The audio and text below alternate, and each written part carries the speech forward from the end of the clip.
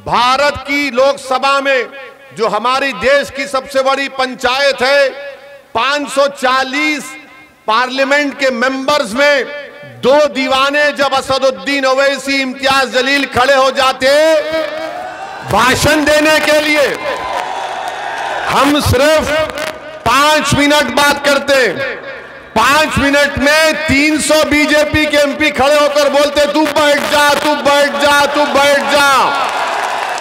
और हम उनसे क्या कहते हैं, तुम नहीं बैठेंगे, अब खड़े हो गए तो खड़े रहकर अपनी बात को मुकम्मल करते हैं। ये मिजाज आपको पैदा करना है, ये मिजाज आपको पैदा करना है। सत्ता में आने से हमको कोई मकसद नहीं है, हम अपनी गाड़ी पे मंत्री की लाइट या संतरी नहीं बनना चाह रहे, हम आपको नेता बनाना चाहते और अल्लाह बनाएगा आपको इंशाअल्लाह ताला। हमारी तो यही कोशिश है कि हमारी जिंदगी में हम वो चीजों को देख लें कि आपकी एक लीडरशिप बन जाए, जमीन से उठे आपका नेता बने। क्या बात है कि समाजवादी में अखिलेश यादव नेता है, बीएसपी में बहन मायावती है, बीजेपी में मुख्तलिफ है। आपका नेता कौन है बताओ, कौन है आपका नेता? नहीं, आपका नेता कौन है? मेरा नाम मत लो, मैं यहां पर अपनी मकबूलियत के लिए नहीं आया हूं, मैं यहां पर तुम्हारे से नारे सुनने नहीं आया हूं मेरी तारीफ में। अल्लाह मेरे दिल का हाल जानता है। मैं आपसे सवाल है, घर जाकर सोचो, रात के अंधेरे में उठकर सोचो, बुजुर्गों के पास, उनके पैरों के पास बैठकर पूछो कि आज हमारी विधानसभा में एक दीवाना आया था, वो दीवाना हमसे सवाल कर गया कि तुम्हारा नेता कौन है बताओ। तुम्हारा नेता कोई नहीं है, तुमको छोड़ दिया गया तुम्हारे हाल पर। क्यों छोड़ दिया गया? क्योंकि सब जानते हैं ये डर कर हमारा साथ देंगे, ये हमारे कैदी हैं। मैं आपसे कह रहा हूं कि अल्लाह से डरो, ना मोदी से डरो, ना योगी से डरो, ना अखिलेश से डरो, किसी से मत डरो, ना ओवैसी से डरो। आप उम्मीद के नाम पर खालिद जमा को कामयाब करिए, उम्मीद के नाम पर, डर की बुनियाद पर नहीं। डर डर कर 50 साल से वोट हासिल कर लिए, क्या मिला आपको? ना आपको नेता मिला, ना आपको हिस्सा मिला, ना आपको हक मिला। मिला तो फसादात मिले, मिला तो CAA के एहतजाज में 22 नौजवानों को गोली से शहीद कर दिया गया, जान ले ली गई। बताओ, अगर आप अब नहीं उठेंगे तो कब उठेंगे? कौन तुम्हारी आवाज को पहचानेगा? हम आपसे बता रहे हैं, हम जिस प्रदेश से आते हैं तेलंगाना में, वहां हमारे सिर्फ 7 विधायक हैं, सिर्फ 7 विधायक हैं। लोग पूछेंगे तुमने क्या किया? हम बहुत काम बता सकते हैं जो ना सपा वाले उसका मुकाबला कर सकेंगे, ना बसपा वाले। हमने तेलंगाना की सरकार के सामने बैठकर कहा कि अल्पसंख्यक समाज मुसलमानों के बच्चे और बच्चियों के स्कूल का इंतजाम करो। आपको बताता हूं कि तेलंगाना में 60,000 अल्पसंख्यक समाज के मुस्लिम बच्चियां और बच्चे 6ठी जमात क्लास 6 से 12th क्लास तक, 12वीं जमात तक फ्री में पढ़ते। कपड़ा, खाना और उस स्कूल में एडमिशन के लिए एंट्रेंस सीखना पड़ता है। ऐसा भी स्कूल नहीं है। ये हमने किया। क्या उत्तर प्रदेश में नहीं किया जा सकता ये काम? क्या हर बार किसी को, अखिलेश को मुख्यमंत्री बनाओ, बहन जी को मुख्यमंत्री बनाओ, तुम्हारे घरों में चिराग जलेंगे, तुम्हारे घरों में पटाखे फोड़े जाएंगे, तुम्हारे घरों में ईद का माहौल होगा और मेरे घर में गम का माहौल कब तक रहेगा बताओ? कब तक मेरे घरों में अंधेरा रहेगा? कब तक मेरे बच्चे तालीम से महरूम रहेंगे? कब तक मेरे नौजवानों को जेल में डाल दिया जाएगा? कब तक मेरे नौजवानों के सीनों में गोलियां दाग दी जाएंगी? कब तक मेरी बेटियों के ख्वाबों को चूकना-चूर किया जाएगा? कब तक अंसारी ब्रादरों को दबा दिया जाएगा? उठो, ये वक्त उठने का है, ये वक्त सोने का नहीं है। और जो लोग आपसे कह रहे हैं, जो लोग, सुनिए, ए भाई ये सुनिए हमारी बात, जो लोग आज आपसे कह रहे हैं आंख बंद करके वोट डालो, बोल रहे हैं ना कि आंख बंद करके वोट डालो। अल्लाह ने आंखें किस लिए दी हैं? बंद करके डालने के लिए नहीं। अल्लाह ने आंखें दी हैं देखो नाइंसाफी को। अल्लाह ने दिमाग दिया, तमीज पैदा करो अच्छे और बुरे, दोस्त और दुश्मन में। अल्लाह ने कान दिए कि सुनो लोगों की तकलीफ को। अल्लाह ने तुमको दिल दिया, एक धड़कता हुआ दिल दिया कि तुम्हारे दिलों में एक मजलूम की तड़प पैदा हो सके। अगर तुम आंख बंद करके वोट दोगे तो फिर नुकसान तुम्हारा होगा। और इसीलिए किसी शायर ने अच्छा कहा था, जब वक्त क़याम आया नादान सजदे में गिर गए। ये क़याम का वक्त है, सजदों में गिरने का वक्त नहीं है। उसका मतलब यह है कि इन सियासी पार्टियों के सामने झुक जाना। आप मत झुकिए, अपने हक के लिए लड़िए और डरने और घबराने की आपको जरूरत नहीं है। 5 साल से बीजेपी की सरकार उत्तर प्रदेश में कौन सा काम किया? बीजेपी ने वादा किया था कि 70 लाख रोजगार नौकरी दी जाएगी, वो झूठा साबित हुआ। आज उत्तर प्रदेश में सबसे ज्यादा बेरोजगारी है। आज उत्तर प्रदेश में 50% ग्रेजुएट, उत्तर प्रदेश में 45% टेक्निकल एजुकेशन के ग्रेजुएट, उत्तर प्रदेश में डिप्लोमा होल्डर सर्टिफिकेट 60% के ऊपर नौकरी की तलाश में उनको नौकरी नहीं मिली। आज उत्तर प्रदेश में कोविड की जब सेकेंड वेव आई, मई जून जुलाई 2021 में, तो गंगा के पानी पर लाशें तीर रही थीं। गरीबों को अस्पताल नहीं मिला, अस्पताल मिला तो ऑक्सीजन नहीं मिला, ऑक्सीजन मिला तो दवाई नहीं मिली। मेरे अजीज दोस्तों और बुजुर्गों, आज उत्तर प्रदेश में एक किसान परेशान है, उसको उसकी कीमत नहीं मिलती। आज उत्तर प्रदेश में खेतों में किसान रातों में खेत में सोता है, क्योंकि अगर वहां पर कोई जानवर आ जाए तो पूरी रात भर में खेत का नुकसान हो जाता है। मेरे अजीज दोस्तों और बुजुर्गों, हर महाज पर बीजेपी की सरकार नाकाम साबित हुई है। ये बीजेपी कहती है कि हमने लॉ एंड ऑर्डर को अच्छा किया। कौन सा लॉ एंड ऑर्डर आपने अच्छा किया? हाथरस हुआ, कैसे हुआ? क्या ये बीजेपी की जिम्मेदारी नहीं है? क्या कासगंज में एक बच्चे को पुलिस थाने में फांसी दे दी गई, क्या ये लॉ एंड ऑर्डर है? बताइए आप।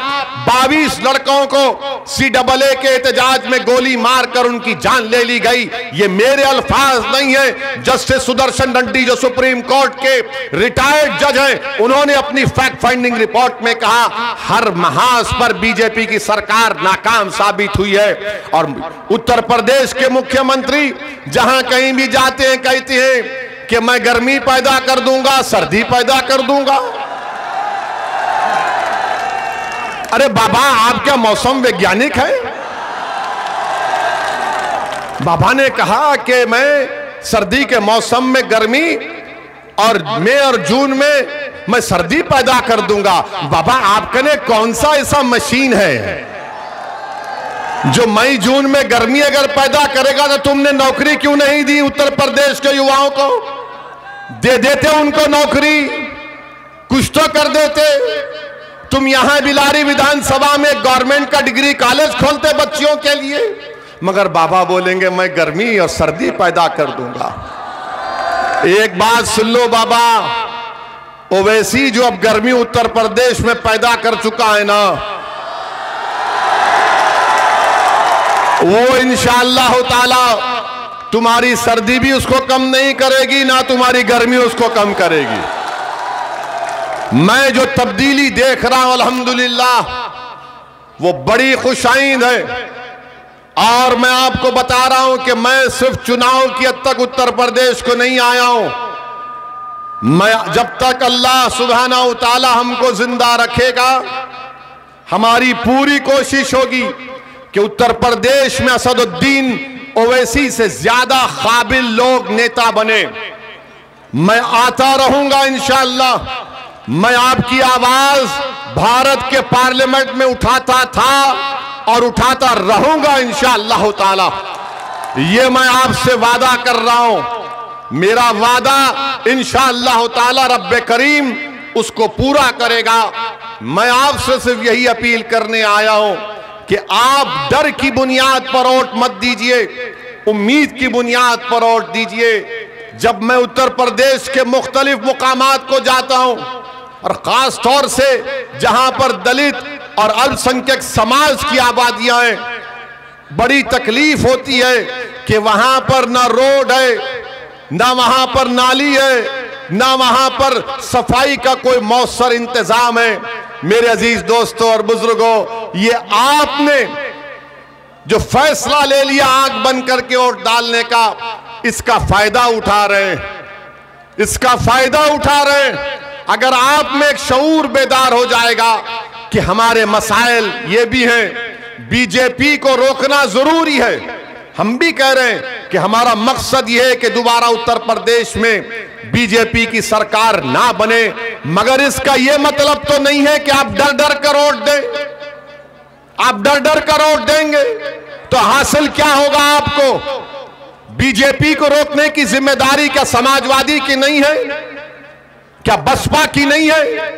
क्या कांग्रेस की नहीं है? जिम्मेदारी किसकी हो जाती? आपकी हो जाती। क्या हम इन पार्टियों के घर के गुलाम हैं, नौकर हैं कि हम जब चुनाव आता है, जब कभी चुनाव आता तो ये लोग आके आपसे कहते हैं, अरे बेटा जिंदगी और मौत का मामला है, कहते हैं ना। 2014 जिंदगी मौत नहीं था, 2017 जिंदगी मौत नहीं था, 2019 जिंदगी और मौत नहीं था, 2007 जिंदगी और मौत नहीं था, 2002 जिंदगी और मौत नहीं था। अरे हर चुनाव में हमारे लिए जिंदगी और मौत हो जाता है, उसके बाद रोज हम मरते हैं, कोई आकर नहीं पूछता आपको, कोई आकर नहीं पूछता आपको। इसीलिए हम आपसे कह रहे हैं कि आपने 30 साल 40 साल इनको आजमा लिया, 5 साल के लिए आप यहां से मजलिस को मौका दीजिए, खालिद जमा को कामयाब करिए। आपने सबको दिया, मौका दिया ना, आज एक मर्तबा 5 साल के लिए एक अच्छा फैसला लीजिए। वोट डालने का इख्तियार आपका है। मेरे जज्बाती भाषण से शायद आपका दिल ना बदले, क्योंकि मेरा मानना यह है कि दिलों को मोड़ने वाला रब्बे करीम है और अल्लाह आपके दिलों में मोहब्बत डाले। हम तो दुआ करते हैं अल्लाह आपको ये मेरी इन बातों का असर आपके फैसलों पर हो जाए, हम अल्लाह से दुआ करते हैं। क्योंकि मैं तकरीर करते रहूंगा, लोग अक्सर मुझसे बोलते कि वैसी तेरे भाषण को सुनने के लिए लोग बहुत आते हैं, मगर क्या वो वोट में तब्दील होगा? मैं उनसे कहता हूं कि जब आवाम आ चुकी है तो वोट में भी तब्दील होगा इंशाअल्लाह ताला, वोट में तब्दील होगा जरूर। मगर आपको समझना पड़ेगा, जो हम पर इल्जाम लगाते हैं कि हमारे लड़ने से इनका नुकसान होता है, याद रखो आप पार्लियामेंट के चुनाव में सिर्फ 3 लोकसभा की सीट पर हम लड़े थे। हैदराबाद की आवाम को लाखों सलाम कि उन्होंने मजलिस को कामयाब किया। औरंगाबाद महाराष्ट्र से इम्तियाज जलील को वहां की जनता ने कामयाब किया। आप पूछिए महाराष्ट्र में 21 साल का शिवसेना का एमपी था, 21 साल का, ना कांग्रेस, ना राष्ट्रवादी कांग्रेस, ना समाजवादी उसको हरा पा रही थी। जब इम्तियाज जलील मजलिस के उम्मीदवार बने तो 21 साल के शिवसेना के एमपी को हमने हराया, वहां पे हमने हराया। वहां पर इनको पेट में दर्द शुरू हो गया। हमको बीजेपी के लोगों ने कहा ये तुम अब की बार इम्तियाज को ला लियो। मैंने कहा लाए हैं। बोले सर को हाथ लगा के बोले कैसे?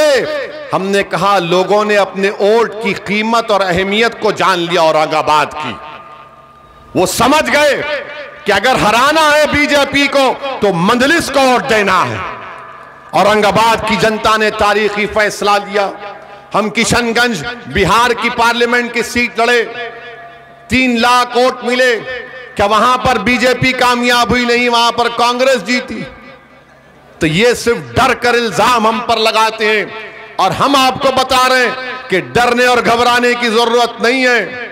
मैं हमारी मां और बहनों से अपील कर रहा हूं, मेरी आपसे गुजारिश है कि 14 तारीख के दिन आप लोग पूरे अज़म और हौसले के साथ आप अपने पोलिंग बूथ को जाइए, और जो हमारी मां और बहनें हिजाब पहनती हैं, निकाब पहनती हैं, वो भी पहनकर जाइए।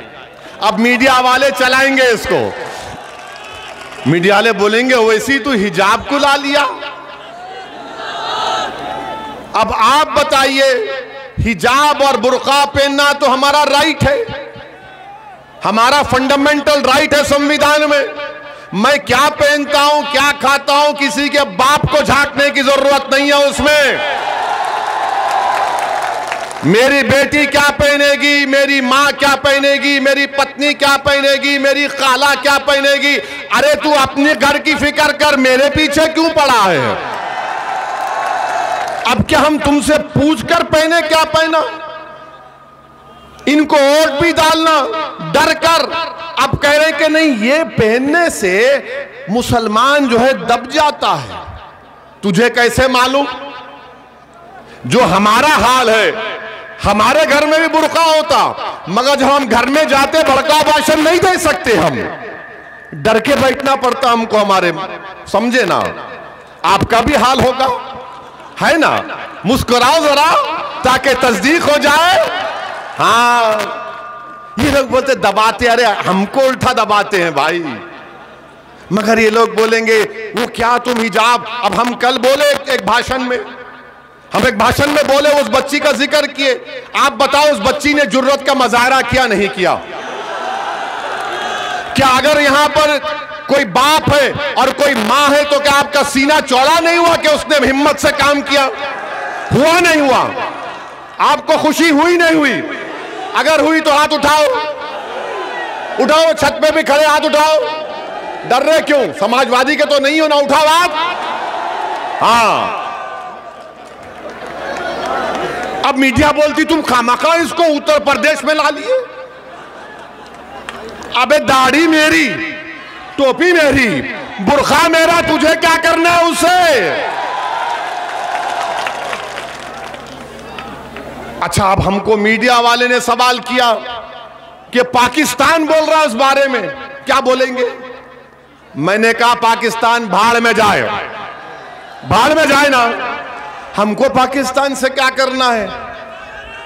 अखिलेश से पूछो, जिन्ना का नाम तो वो लिए, हम तो नहीं लिए। पाकिस्तान भाड़ में जाए। बोले नहीं, पाकिस्तान ने कहा। हमने कहा पाकिस्तान से हम बताना चाह रहे हैं कि मलाला पर हमला पाकिस्तान में हुआ था, मलाला वहां से नहीं पड़ी तो उसको बरतानिया जाना पड़ा। ये हमारी बच्चियां यहां पर रहेंगी, इज्जत से रहेंगी और पढ़ेंगी और नेक और काबिल बनेगी। तो हम पाकिस्तान को भी पैगाम देना चाह रहे। अरे ठहरो, अभी मीडिया वाले 6 बजे चलाएंगे। हम इनके दूल्हे भाई हैं, भाईजान हैं, हमारे नाम से ही बिकता है ना। इधर समाजवादी हमारा चेहरा दिखाकर डराती, उधर बीजेपी हमारा चेहरा दिखाकर डराती। हम तो सबकी लैला हैं। तो पाकिस्तान के बारे में हम ये कहना चाहेंगे कि मलाला कोई हमला पाकिस्तान में हुआ, उसको वहां पर पढ़ना पड़ा। पाकिस्तान के संविधान के लिहाज से कोई गैर मुस्लिम वहां का वजीर आजम प्रधानमंत्री नहीं बन सकता। हम पाकिस्तान के लोगों से कहेंगे इधर मत देखो, उधर ही देखो। तुमको, तुम्हारे पास बलूचियों का प्रॉब्लम, तुम्हारे पास क्या क्या झगड़े हैं, तुम उसको देखो। ये देश मेरा है, तुम्हारा नहीं है, हमारे घर का मामला है। आप इसमें अपनी टांग या अपनी नाक मत अड़ाओ, जख्मी हो जाएंगी तुम्हारी टांग और नाक। तुमको इस्लाम के माने समझ में नहीं आए, हमको समझ में आ गए। तो बहरहाल मेरे अजीज दोस्तों और बुजुर्गों, हिम्मत और हौसले से काम करिए। और मीडिया के लिए कह रहा हूं, हम उस बच्ची से वीडियो कॉल भी करके आए हैं। मैं मुस्कान से, उनके वालिद से बात किया उनके वालिद को कहा कि आपने अच्छी तरबियत दी अपनी बेटी की, उसको उसके हिम्मत और हौसले को अल्लाह और बुलंद करे। तो उस बच्ची ने हमसे भी बात की और उसने कहा कि ओवैसी साहब, हम आपके भाषण को सुनते हैं। मैंने कहा अरे यहां भी सुन रहे हैं, मगर खैर हम मुबारकबाद देते हैं और हम आपको बताना चाह रहे हैं कि बुर्का, हिजाब और चादर, केरला हाईकोर्ट ने कहा कि ये इस्लाम का एसेंशियल फीचर है, एसेंशियल चीज है। ये कोई नहीं करता कोई बात नहीं है। और हमारा मानना यह है कि जब हम भारत के पार्लियामेंट में दाढ़ी और टोपी के साथ बीजेपी और नरेंद्र मोदी पर तनकीद कर सकते हैं, तो ये बच्ची हिजाब पहनकर जा रही है तो क्यों रोक रहे हैं आप? पढ़ने दीजिए, काबिल बनने दीजिए, बल्कि अपनी बेटियों को खूब पढ़ाओ। आप उनको डॉक्टर बनाइए, इंजीनियर बनाइए, कलेक्टर बनाइए, डीएम बनाइए, एसडीएम बनाइए। हमारा मकसद तो यही है कि भारत में जब तक भारत की महिलाओं की सुरक्षा नहीं होगी, जब तक भारत के महिलाओं को तरक्की के मौके नहीं मिलेंगे, भारत सुपर पावर नहीं बन सकता। सुपर पावर बनना है तो महिलाओं को उनका जायज मुकाम मिलना जरूरी है। अरे आप मुझसे कहते हैं जेड कैटेगरी ले लो, जेड कैटेगरी ले लो, तुम्हारी जान को खतरा है, तुमको हत्या करने के लिए लोग 4-4 गोलियां चलाए, तो हमने पार्लियामेंट में खड़े होकर कहा कि ओवैसी को जेड कैटेगरी सिक्योरिटी नहीं चाहिए, मुझे ए कैटेगरी का शहरी बनाओ कि हम सब बराबर हो जाएं। और जब एक बच्ची को 15-20 गुंडे घेर लेते हैं तो ओवैसी को सिक्योरिटी मिली, तो क्या फायदा? अगर मुस्कान को खतरा है तो असद को भी खतरा है। हम सबको सुरक्षा मिलनी चाहिए, चाहे किसी समाज के हो, किसी मजहब के हो। जनता को सुरक्षा मिलना चाहिए, पॉलिटिशियन नेता को नहीं। आजकल नेता लोग फैशन बना लिए कि 4-4 लोग बंदूक लेके टाई टाई टाई टाई चलती गाड़ी चलती है, और लोग देख के बोलते जा रहा है नेता, थू बोलते उसको, कुछ काम का नहीं है। हमारी जान की हिफाजत जब होगी जब आपकी जान की हिफाजत होगी। हमारा घर आबाद रहेगा जब तुम्हारा घर आबाद रहेगा। हमारी बेटी खुशी उस वक्त खुश होगी जब तुम्हारी बेटियां खुश होंगी। ये हमारी काम है, ये हमारी जिद्दोजहद है, ये हमारी सोच है। इसलिए हम आपसे अपील कर रहे कि 14 तारीख के दिन बिला खौफ और पूरे एतमाद के साथ आप पतंग के निशान पर बटन दबाकर अपने इत्तेहाद को और हिस्सेदारी की लड़ाई में आप अपना रोल अदा करिए और हमारे लिए दुआ करिए। हमारे लिए दुआ करिए कि हमारा खातिमा ईमान पर हो, और जब हमारे लबों से रूह निकली जाए तो कलमा हमको नसीब हो। मैं मौत से नहीं डरता हूं, क्योंकि मेरी माँ और मेरे बाप ने मुझे सिखा दिया कि डरो जब मौत के बाद हिसाब किताब होगा। और मैंने वादा कर रहा हूं आपके सामने कि मैं अपने माँ को हशर के मैदान में शर्मिंदा नहीं करूंगा इंशाअल्लाह ताला। आप दुआ करो कि अल्लाह हमको और अल्लाह हमारी जबान में और तासीर दे, अल्लाह हमारे मकसद में हमको कामयाब करे। मेरा मकसद मेरे लिए नहीं है मजलूमों को इत्तेहाद, मजलूमों को ताकत देना, मजलूमों को इंसाफ मिलना, ये मेरी कोशिश है। मैं आपसे अपील कर सकता हूं, मैं गुजारिश कर सकता हूं कि आप हमारे इस मकसद में, हमारे सियासी सफर में हमारा साथ दीजिए। पतंग के निशान पर बटन दबाकर अपने इत्तेहाद को मजबूत करिए। अस्सलाम वालेकुम व रहमतुल्लाहि व बरकातहू। अब बोले पतंग खींचे, चले खींचे।